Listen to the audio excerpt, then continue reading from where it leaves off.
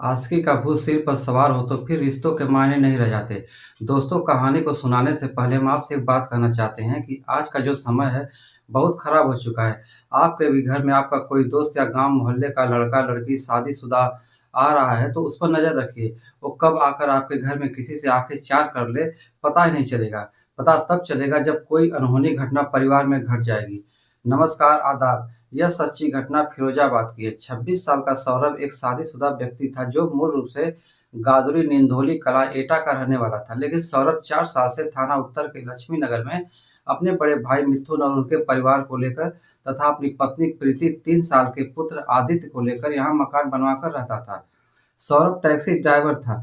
वह यहाँ रहकर टैक्सी चलाता था। उसके बड़े भाई मिथुन हलवाई का काम करते थे। सौरभ की ससुराल फिरोजाबाद के नारखी थाना क्षेत्र जाखई गाँव में थी। दोनों भाई की ससुराल एक ही घर में है। सौरभ की बूढ़ी माँ गाँव में ही रहती है। सौरभ के 3 और भाई कृष्णा, हिमांशु और हर्ष गुरुग्राम हरियाणा में रहते हैं। सौरभ की शादी 11 साल पहले 2014 में प्रीति के साथ हुई थी। सौरभ की पत्नी प्रीति के शादी के समय नाबालिग थी। जब वह 3 साल बाद नाबालिग हो गई तो विदाई के बाद अपनी ससुराल आ गई। 2022 में प्रीति ने पति सौरभ पर दहेज उत्पीड़न का मुकदमा दर्ज करवाते हुए दहेज मांगने का आरोप लगाया। प्रीति करीब 2 साल तक मायके में रही। उसके बाद सौरभ और प्रीति के घर वालों ने समझौता करते हुए सौरभ के साथ रहने के लिए राजी कर लिया। प्रीति सौरभ के साथ ससुराल रहने लगी। इस समय दंपति को 3 साल का एक बेटा भी है। 9 जनवरी 2026 को शाम 5:15 पर सौरभ घर से बाइक लेकर कहीं चला गया। देर हो गई, वह नहीं आया तो पत्नी प्रीति ने सौरभ के मोबाइल पर फोन लगाया तो उसका मोबाइल स्विच ऑफ बता रहा था। वह परेशान हो गई कि इतनी देर हो गई, सौरभ अभी तक घर नहीं आए। उसने घर वालों से यह बात बताई। परिजनों ने सोचा कहीं गया होगा, आ जाएगा। रात हो गई, वह घर नहीं लौटा तो उसके भाई मिथुन ने फोन लगाया तो सौरभ का मोबाइल स्विच ऑफ बता रहा था। उसके भाई तथा कुछ और लोगों ने सौरभ को ढूंढा तो वह नहीं मिला। बड़े भाई मिथुन ने कुछ अनहोनी की आशंका करते हुए 10 जनवरी को थाना उत्तर में सौरभ की गुमशुदगी दर्ज करवाई।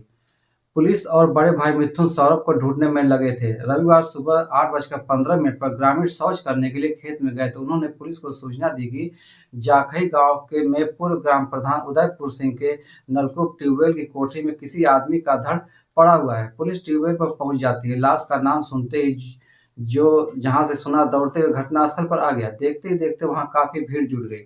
जो लाश पड़ी थी उसका सिर नहीं था, उसका सिर गायब था। सिर धड़ ही वहां पड़ा था।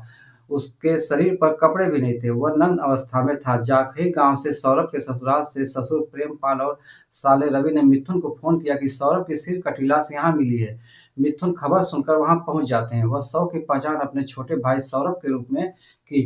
मिथुन शव देखते ही पहचान कर रोने लगे। सौरभ की पत्नी प्रीति भी वहां आ गई। वह भी पति की लाश देखकर दहाड़े मारकर रोने लगी। पुलिस ने घटनास्थल का निरीक्षण किया तो उसका सिर नहीं मिला वह और ना ही कपड़े मिले। मिथुन ने पुलिस से बताया कि सौरभ की हत्या किसने की, हत्या के पीछे कौन है, हत्या क्यों की, इसके बारे में हम लोगों को कुछ पता नहीं है। भाई का किसी से कोई विवाद वगैरह भी नहीं था। एसएसपी के निर्देश पर एसओजी सर्विलांस और कई थानों की संयुक्त टीम को जांच के लिए लगाया गया। जांच में सौरभ का मोबाइल पुलिस के हाथ लग गया। जब उसमें से कॉल डिटेल निकाला गया तो पुलिस एक ऐसे नाम तक पहुंची जिसने अपराध की दिशा ही बदल दी।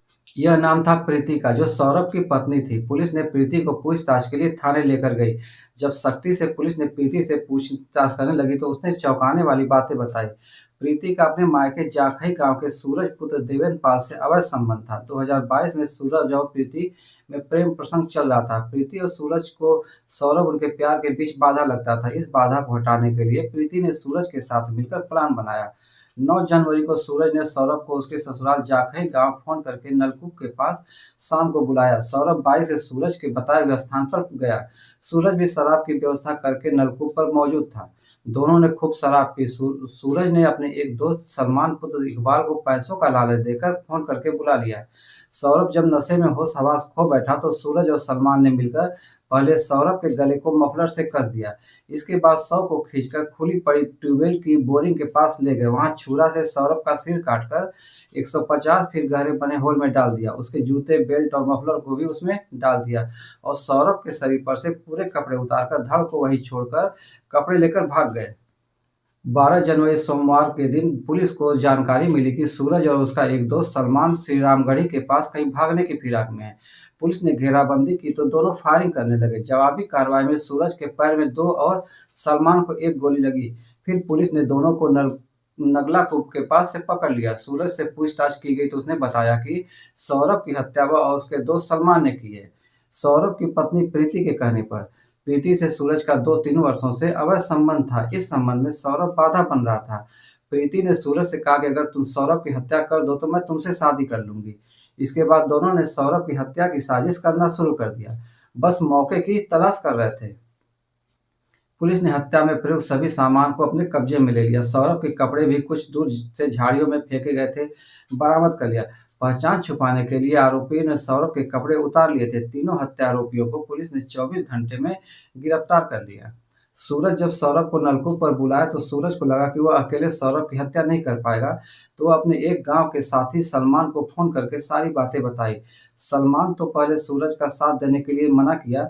सूरज ने सलमान से कहा कि अगर तुम सौरभ की हत्या करने में हमारी मदद करोगे तो 10 दिन बाद मैं तुम्हें 50,000 रुपये दूंगा।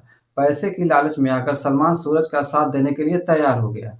सूरज सौरभ के घर आता जाता रहता था। प्रीति को हर पल की खबर थी कि उसके पति सौरभ की हत्या होने वाली है। प्रीति अनजान बनने का नाटक करती रही। जब सौरभ के धड़ के मिलने के बारे में प्रीति को पता चला तब वह रोने चीखने लगी। वह ऐसा नाटक कर रही थी जैसे वह कुछ जानती ही नहीं थी। इस तरह से एक और पति की बलि दे दी गई। तीनों को तो अब जेल में सजा काटनी पड़ेगी। सौरभ के लड़के को बड़े भाई मिथुन ने अपने पास रख लिया है। दोस्तों, इस कहानी को सुनकर अपने दिल पर मत लीजिएगा। इस सच्ची घटना का उद्देश्य आपके दिल को ठेस पहुंचाना नहीं है, बल्कि आपको जागरूक करना है कि ऐसे रास्ते पर नहीं चलिए। अपने परिवार के साथ खुश रहिए। हमारे चैनल को लाइक और सब्सक्राइब करिए। धन्यवाद।